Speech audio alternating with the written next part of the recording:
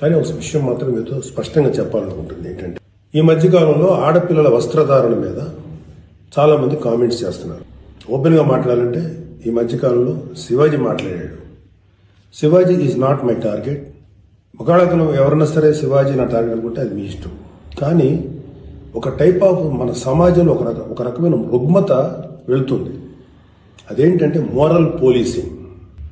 ఎంత మిత్తులో బతుకుతున్నారంటే సామాన్య జనం చాలా మంది ఈ మేల్ చావనిస్టిక్ సొసైటీ, మగ అహంకారంతో ఉన్నటువంటి మన సమాజం, ఆడపిల్ల ఎలా ఉండాలి, ఆడపిల్ల వస్త్రధారణ ఎలా ఉండాలి, ఆడపిల్లలు ఎలా మాట్లాడాలి, ఆడపిల్లలు ఏం మాట్లాడాలి, అతను పండితుడు కానించి పామరుడు దాకా ప్రతి ఒక్కడు ఆడపిల్ల ఎలా ఉండాలో మాట్లాడతారు. ఇది ఎగెనిస్ట్ కాన్స్టిట్యూషన్.